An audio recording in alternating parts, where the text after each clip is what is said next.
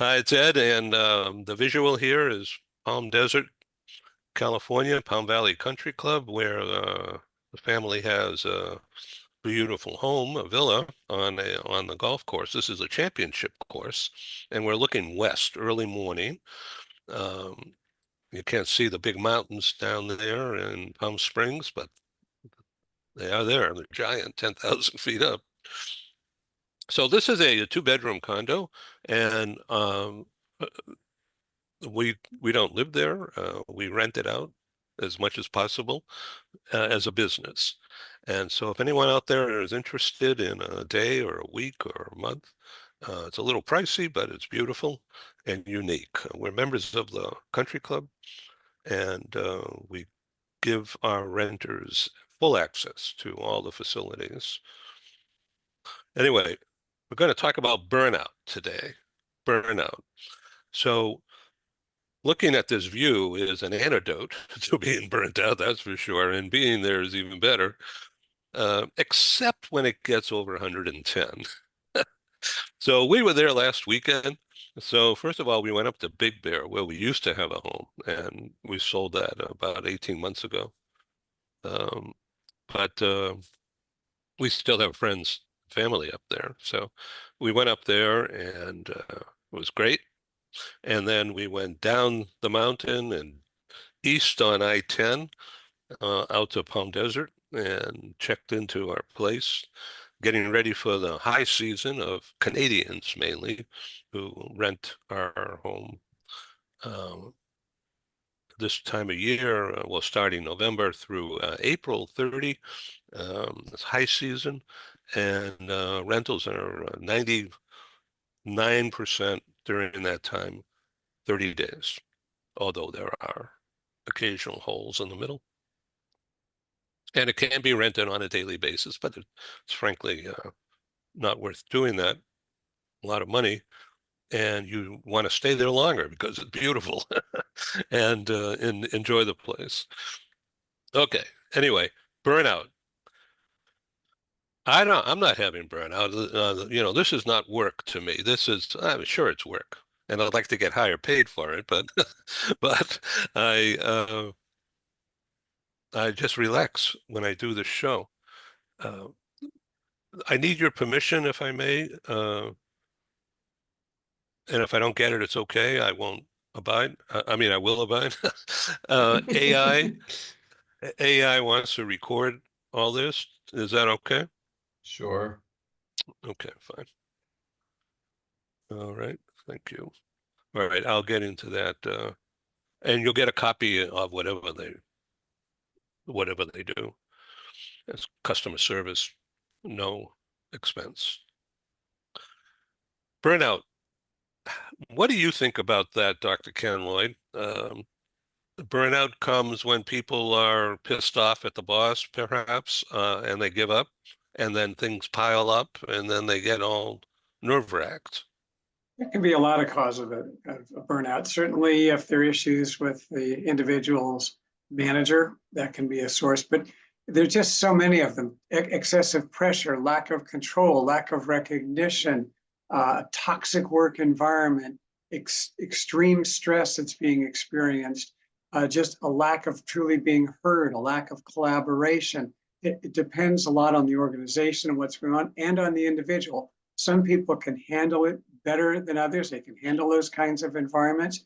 So it's often quite individualized, although you can predict it more easily in some settings when you see rather horrible things going on, where employees are not treated with respect, they're not treated with trust, they're overworked, they don't know what their job responsibilities really are, there's a lack of control. All those kinds of factors can contribute to it. Sometimes it hits employees early, other times it's a slow, gradual, sinister process that's sometimes even hard to see as the employee's work starts to diminish, their social relationships start to decline, their attitude toward work itself.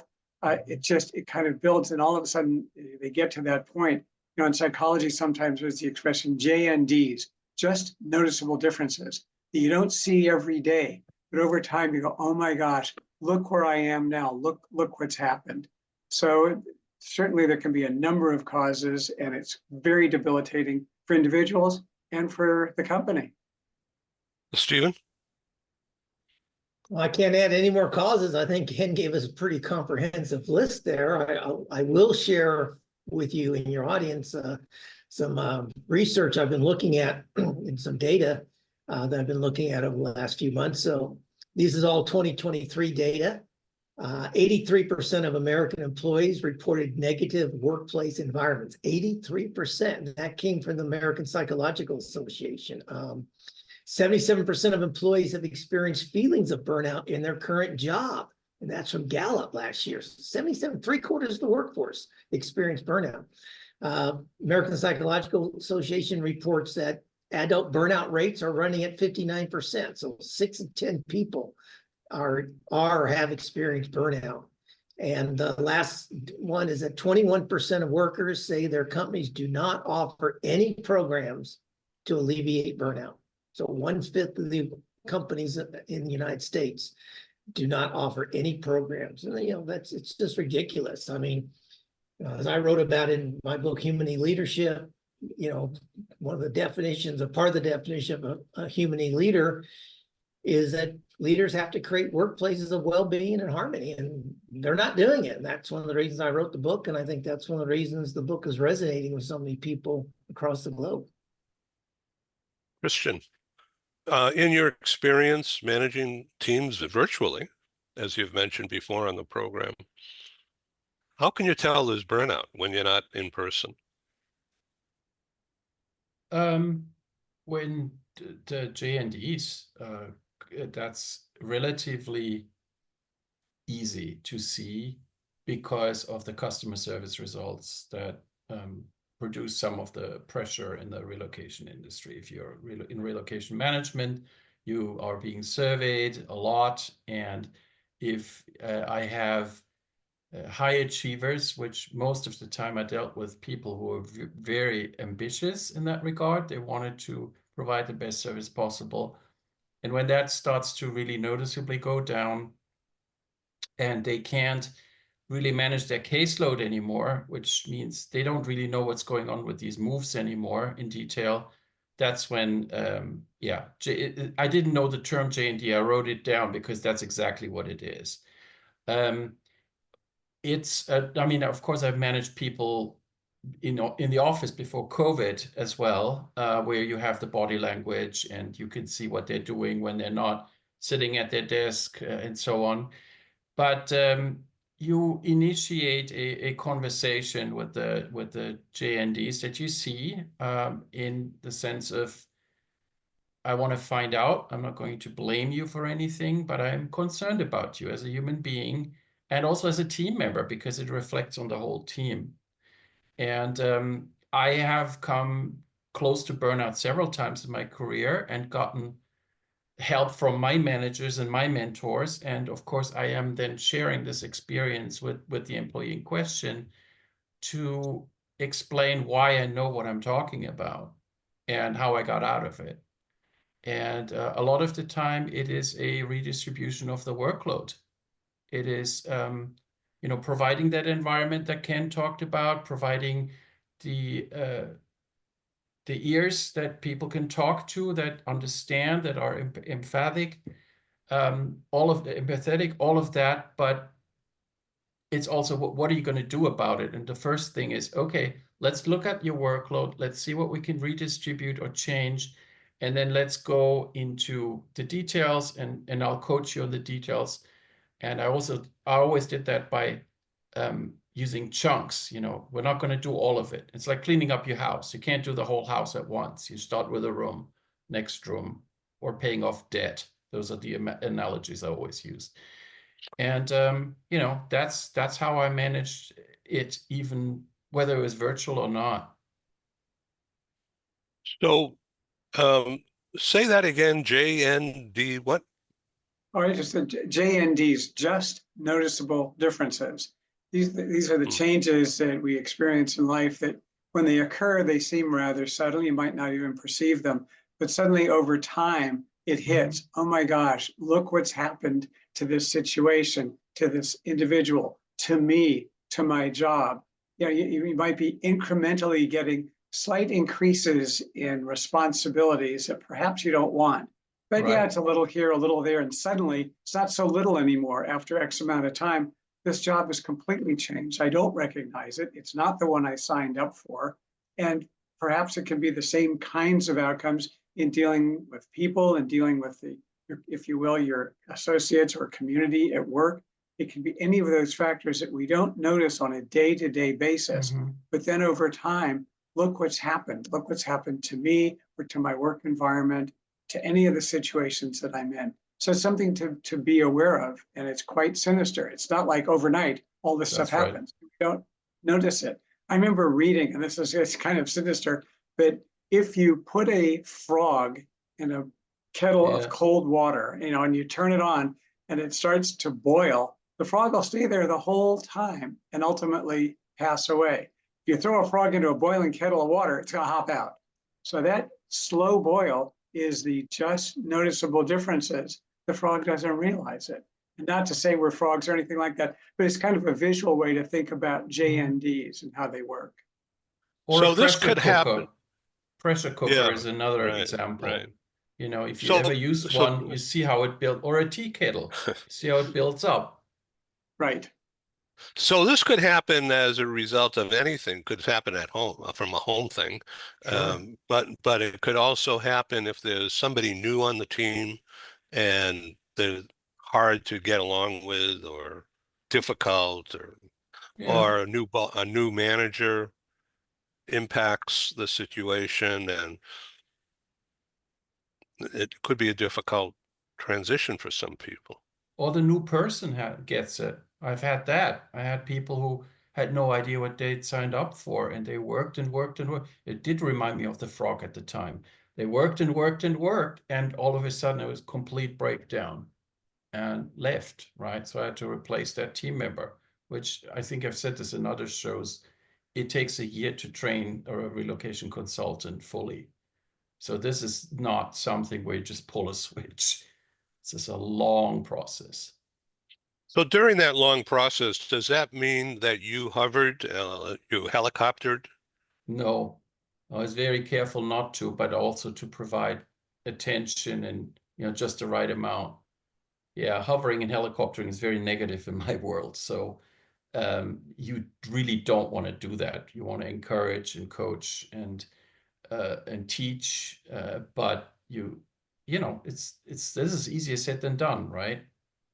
It's a constant struggle within myself to do I get involved, do I not get involved? It's a little like parenting in that regard. That sounds it. Okay, let me ask you about the role that you played, well, all of you, throughout the years in helping people develop, because that's what it's about, right? And you're an expert at this, Stephen. So what, in my opinion, as an outsider looking in, you're an expert at this. So how do you teach a manager as an executive, how would you teach a manager to be more personable, more human? That It's sounds like a stupid question, man. well, no, it's absolutely not, and it's like anytime you're coaching someone or if you're leading them and you have to provide them feedback, which is what you talk about, giving them feedback they're not as human as they could be.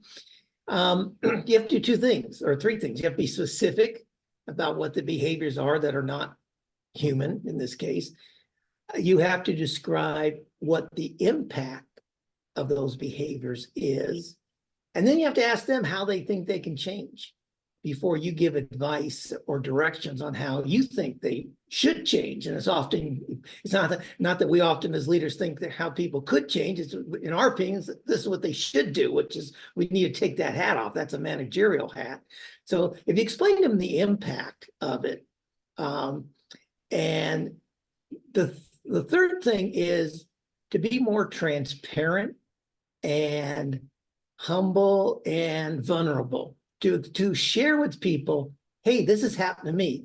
this is what happened to me and how I overcame it, because we're all human beings, particularly if you're talking about burnout. I think one of the problems with burnout today is it's hidden away. People don't want to talk about it. I mean, if I come to Ken's my boss, and I go, "Hey, Ken, I was coaching teenage basketball last night, and I kind of pulled a back muscle. I'm going to leave early today." And Ken would say, "Yeah, go home and rest. You know, you need to rest that back up." But if I go to Ken and say, "Ken, my brain's frazzled. I'm fried. I just can't concentrate today." Now, probably Ken wouldn't, but the typical manager would say, "Stephen, pull up your boots, get in the game, don't be weak, push through it," that sort of stuff. And the fact is that brain tiredness, burnout, emotional tiredness is an ailment, just like physical tiredness is. And we have to understand that and be more willing to talk about it in the workplace and understand it and say, I understand you need a mental rest day. That's fine. There's nothing weak. There's nothing inappropriate about taking a mental health day, just like there's nothing wrong with taking a mental physical day, a sick day. Interesting. So included in the PR, I'm just trying to read what I sent out to everybody. And this is, you can't see it. So I have it on a it's, slide if you want me to share it. yeah, would you share that, please? That because it's 7 types of rest to avoid burnout: physical rest, mental rest, social rest, spiritual rest, sensory rest, emotional rest, and creative rest. And each of those has some language, as you'll see now. And maybe if you can enlarge it, it would be easier to see. There we go. That's as large Yeah. as it gets. Yeah. Okay. Would you like to narrate some of that? Because it's on your screen, you'd have clearer vision than I would. Sure. So the physical rest, you see the person in the bed snoring, which is, by the way, not a good thing. That needs to be looked at. So passive physical rest would be that you sleep. It says 7+ hours nightly, which I know is something that a lot of researchers agree on. Of course, there's people that say I don't need that much, but that's for the majority of people. And then you take power naps as needed. Some of the people that sleep only 5 hours a night, they take power naps. Fine. Like my dad, for instance.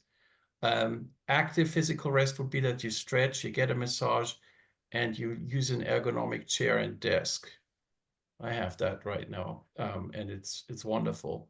Then the mental rest, that connects to what Stephen was just talking about. The mental rest deficit is caused by overtaxing your thinking. Stephen, you pretty much just said that. And what is recommended is that you write down your to-dos, your reference checklists, you create a shutdown ritual to separate work and life, you take a break from problem solving, and you meditate. So for me personally, I live by lists because I can't remember much. So I'm very orderly. So in that regard, so I have to write a lot of lists. And every time I have an idea, I have to write it down or else it's probably going to be gone. And then you want to take a break from problem solving. For me, being in a job where you constantly problem solve, that was basically the main thing I did. You need to take a break. And if there's a problem at home, you may want to refrain from just immediately wanting to solve it. Social rest. You want to evaluate your relationships. Most importantly, you need to have any. Spend some time with people who give you energy. Spend less time with people who steal your energy. I would add, or are toxic. And then if you're an introvert, block out time to be alone. I would say it doesn't matter whether you're an introvert, particularly if you're an extrovert, you need time to be alone because otherwise you'll burn out that way. My daughter Natalie sometimes says my social battery is drained. And it's not necessarily because she's an introvert, but because she can be very talkative, but then she needs time to herself. So I do that in Yeah. early morning, and I think Stephen does that too because he's an early riser. I find that time, like today, so I fell asleep last night about 9:30 or so, and uh, got up for a bathroom break to about 2 a.m. or so. And then I decided I was awake, so I started looking at emails, and sure enough, I got some emails from Europe. And so then I responded because they're 8, 9 hours ahead of us. So, uh, and then I was satisfied with that and got back into bed. And then next thing I knew, it was about 5 a.m. here, and I was totally rested. So I got up. So I don't know how I'm going to feel today at 2 p.m., but right now I'm doing fine. So I thank you for reading this stuff. So I'll take over spiritual rest. That was something that I found interesting. Not necessarily, belief in a higher power, although that I find to be very useful. Um, but it says here, volunteer, work a job that feels purpose-driven, participate in a faith-based activity. Uh, so what we have on the wall, not because we're alcoholics or have been, but is the alcoholic prayer about asking for guidance, asking for help, and understanding the difference between what you need to do and what you should do, and other uh, choices to make, and recognizing that you can't do it all, you need some time. And this alone time, and I'm a 180 from being an introvert, but this alone time and early morning is like a savior for me. Total concentration, time flies by, you know, 8 a.m., I got to eat something. And meanwhile, I've been up for 3 hours. And I just forgot to eat because I was involved in this project thing. Yeah, So if I, I get this. Yeah. if I can interject there, I think spiritual rest, it doesn't show it on this particular graphic, but the way I always interpret spiritual rest as well is having that attitude of gratitude, that sense of gratitude. Like you, I get up at 5 in the morning and I start working right away, but I typically will take 20 minutes right just after the sun comes up. And if I have a balcony, or right now I have a patio, I'll have a cup of coffee on the patio. And no, sometimes I take a notepad, but mostly I don't. I just sit there and be grateful for life, be grateful for, hearing the birds in the morning, twittering away, watching bunny rabbits or lizards run around wherever I happen to be. I think that's part of your spiritual aspect as well, is just having and taking that time to, whether you express it out loud or just mentally express gratitude, is a key way to avoiding burnout, because it puts the things that are causing burnout into perspective. Because if you're grateful for the important things in life, the little niggly things that add up to burnout are just that, little niggly things, and it helps reduce or postpone burnout. That's my experience anyway. Thank you. Ken, would you like to add to that? Yeah, it's interesting. There are studies that show that if you literally go out and take a walk in nature without your cell phone and just go and appreciate the trees, the birds, the path that you're walking on, far from the maddening crowd, if you will, it has wonderful impact on dealing with stress and anxiety and frustration, and obviously related to burnout. I think that that's very important. It's parallel to what you're doing when you get up in the morning. You're not out there instantly texting and going through in social media and all that other business. You're letting yourself recharge. And frankly, that's how humans really evolved. We didn't have all this constant contact from the rest of the world. The species came through a very different kind of path, and now it's completely different with all of the connections that we have, literally 24/7 if we allow them.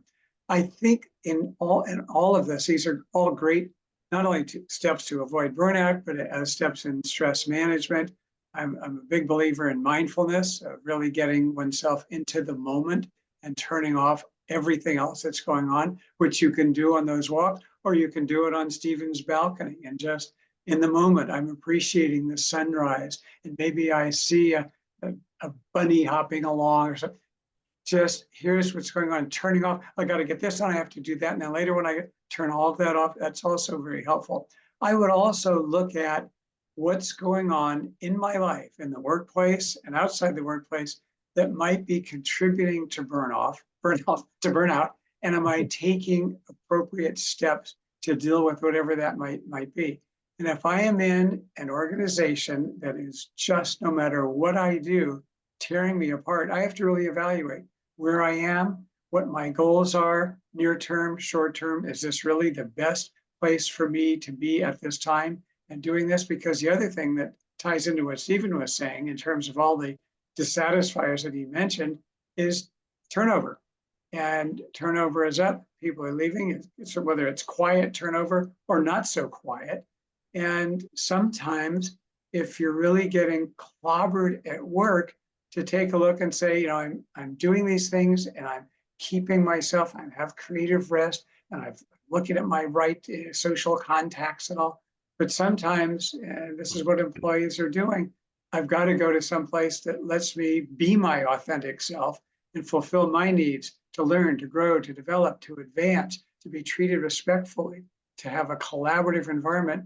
And if that's just impossible where I am, then that's also going to be a way to avoid burnout. We have to really look at where we are in our various personal and work relationships at a given time if we're experiencing symptoms of burnout. Ken, it's interesting as you say that. I'm thinking about also these return to office edicts, and I read recently it's 70% of Amazon's staff are considering leaving Amazon when the work to return to office takes place. The mandatory return to office takes place in January. And what's going to happen? And let's say, obviously, not 70% are going to leave, but let's say 10% or 15% do leave. The work doesn't stop. The workload doesn't diminish by 15% because 15% of the employees leave. So that means that the workload has to now be spread across a smaller workforce, and that's going to lead to burnout for those who stay. It's going to be a huge thing. But the other thing, Ken, is you were talking there, and I was curious, so I looked it up real fast, because you're talking about the evolution of humanity. Perhaps we're hitting, and I guess the right word is de-evolution. I wasn't sure, so I verified that, but perhaps humanity is now in a stage of de-evolution and moving backwards a little bit with this technology and remote communications and lack of personal interactions and things like that. So you bring up a couple of very valid points there. I don't want to get into, oh, please go right ahead. I can I was wait. just going to say, I think the other thing to look at is, and this is a harder question, and Stephen alluded to it, are we engaging in any behaviors that might be contributing to the burnout of our staff, of the people that we work with? Are we overly bossy? Are we, in quotes, I really like Stephen's approach, managing them instead of collaborating and leading and working with them? Are we treating them as humans, or using the term, they're resources, which makes them kind of mechanical parts so we can just move around? In other words, in looking at burnout, it's also helpful to say, is it possible? And sometimes it's a hard question, but I'm contributing by my actions, behaviors, steps that I'm taking. Am I contributing to the burnout of my team? And if so, I have to be willing to recognize it, to take feedback myself, and to commit to taking and engaging in behaviors that are less likely to lead to that kind of a negative outcome. Interesting. Fascinating conversation. Thank you, Christian, for showing this slide. I know the audience out there will just love this stuff. So a bit of news, if I may, as we come to a close here. HSBC, the Global Trade Bank, one of the world's largest banks, has been hosting my London meetings 3 times now, and the 4th time is coming up in 25. The date is not announced yet, but it's very likely to be in first half, probably April. And HSBC has approved the New York office to host me and our Global Business News Conference live and virtual inside the HSBC Tower in Midtown Manhattan. The date is 12/12, December 12. And I invite you all to participate virtually, or if you want to get on a plane, it'd be great too. So HSBC is 100% behind this, and there will be speakers from within the bank and different product lines on the faculty. I already have secured Gosha. She was on the show yesterday to be a virtual speaker. And I've invited, I'm not going to name them now because it's not finalized, but several other well-known corporate names to either be in person or virtual. It's going to be quite an event, and looking forward to it. So I thank you guys for being on the program again, and I have a number of programs that I'm setting up. I have not announced yet, and during the week of October 21, I will be in person in Washington, D.C. for the Worldwide Employee Relocation Council convention, and I'll be part of an exhibit. One of my advertisers is a Geneva-based company called ITX, and they are lawyers and bankers helping very large companies employ people across borders legally, full compliance. It's called a Global Employment Company, is the name of the service product. They've been doing it for 25 years. Other big four firms have also been doing it.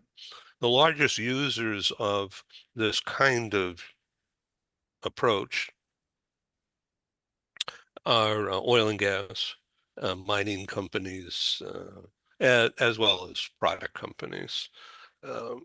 So we have the worldwide head of business development from Singapore coming to this live meeting I'm producing in Washington, D.C. on Tuesday, 22 October.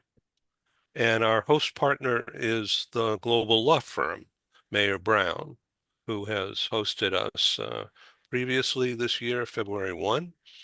And they were also our legal sponsor and speaker in London this past April at HSBC.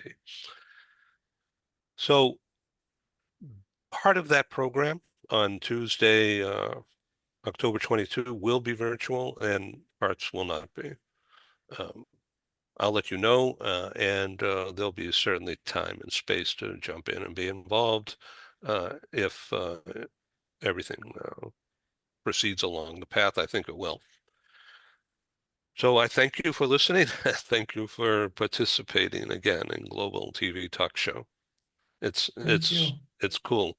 So we're approaching the 900 level of shows produced in different formats. According to YouTube, they count everything.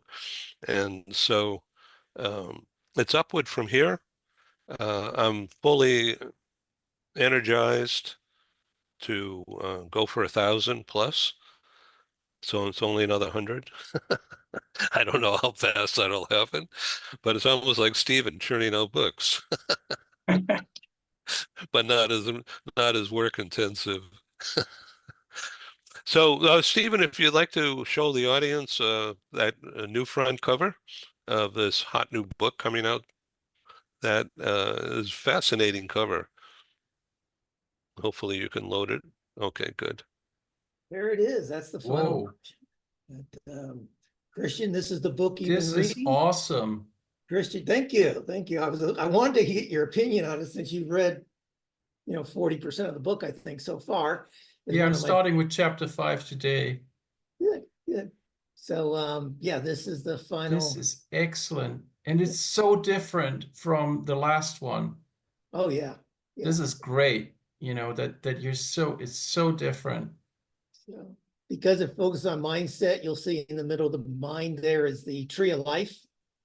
Yeah. And if you look really closely in the arms, what look like veins are actually the DNA double helix, because as human beings, we have, whatever it is, 93% of genetics are common or something like that. I can't remember, but and then the rainbow around the outside, just to let you know, is called a sundog rainbow, and it does happen when the moon interferes between the Earth and the sun. But to the Hopi Indians and one other, I think it was it wasn't the Aztecs. I'll have to look it up. I apologize. But to at least a couple of Native American communities, they interpreted the rainbow sundog as a sign of humanity coming together, that the 7 colors of the rainbow represented the different species of humanity or types, of humans around the world coming together. So that was a sign to them. And so I try to combine all those. And so I had a graphic artist in Mexico create this for me. And he took those blabbering words of mine as a brief and created this, which I think is just fabulous. The other thing you'll notice, my picture's not on it at the back like usual. And that's because this book is not about me. It's not about, what I think about leadership or business or anything else. It's about the message of having more peacefulness, compassion, kindness, and respect in our interactions with each other. So a bit different. You're one of the first audiences to see this, and it will be coming out roughly in 10 days' time. I'm looking at October the 14th as the launch date, so a week from Monday. Great. Why don't you zoom in on the tree of life, if you can focus and enlarge that portion, if possible. Are you getting that? I don't know. Yeah. Yes, it looks great. Okay. Probably So why is it called a tree of life? Early anthropologists thought that life began in Africa under the baboa tree. And interesting, there was research came out last year that showed all of us human beings actually can trace our roots back to a specific place in what is now Sudan, that all of humanity has come from the early human beings living in Sudan. So we basically, if that's true, based on their computer models, it means that each one of us is related, and means each one of us is related to every one of the other 8 billion people walking the earth today. So it's called the tree of life. There's something about I really vaguely remember that from school, but there's something about the tree of life in the Kabbalah too, I think. I may be off, but no, could be. I've never read the Kabbalah. I've the little excerpts. I'll look it up. A lot of respect for the thinking of the Kabbalah personally, but I've never been exposed to the entire manuscript. Well, there are synagogues really that are called Tree of Life Synagogue. I know That's there's, it. and I think you mentioned the Kabbalah. I think the Tree of Life is often looked at as well as the Torah. Yeah. Judaism. It's the Tree of Life. There's the expression, it's the Tree of Life to them that hold fast to it. Yeah, so it's a wonderful image. Well, thank you. Good luck, Stephen. Appreciate it. Thank you very much. Thank you. Yeah. So one last thing, Christian. Are you a glutton for punishment, reading all these books to find the most small thing, but it actually turns out to be a big thing, right? I will answer that because he's reading my draft. No, your draft is great. He is a glutton for punishment. No, I'm not. I'm enjoying myself. It's just slower than I would like to. But no, the Kabbalah thing, I remember that from school, and sometimes stuff just comes up, and I'm glad to hear Ken say, "Yeah, you didn't make that up. That is a thing." Or maybe we both did. No, I know there's Tree of Life synagogues. I know that for a fact. Yeah. So no, I just sometimes I remember stuff and sometimes I don't. And if it's anything that has to do with natural sciences, chances are I have no idea. I also use it because in Mexico, they create Tree of Lives like that, and then they hang elements on it that are important to them or to their family, and it becomes a centerpiece of the home. So, if it's a farming family, for instance, they might have it's kind of like a woman's bracelet, the charm bracelet. So if you think of the Mm. tree of life, they would hang the equivalent like a charm, like a corn stalk or avocado or, whatever, plus, their family and their religion and other stuff. And so that becomes, a part of their family history is their tree of life. Yule tree, okay? That's where the Christmas Ah, tree comes from. You got all that. You've got the symbol of fertility, spring, new life coming up. That's not a coincidence. Mm. And again, the visual of the tree is very calming, peaceful, relaxing, as well as having other religious connotations to it that we've discussed. also renewal, because Yeah. if it's in a certain climate, leaves fall off, and then Yeah. hibernation and rest, and then spring forward, spring up. Mhm. Yeah. Glad you like it. I'm pleased. I've Yep. only shown it to a few people, so I'm glad for your reactions. I feel very honored. Thanks, Stephen. He's read some of the text, so he can tell me whether it's relevant to the text. Well, the rainbow, you are talking about it. I just read it. Yeah, The oh yeah, rainbow, what you just said, that's in the book. yeah, I put that in there. Fascinating. Thank you. Take care. Have a nice Thanks. weekend. Weekend. You Take too. care, everybody. Bye-bye. Thank you again. Thanks. Bye all. Bye.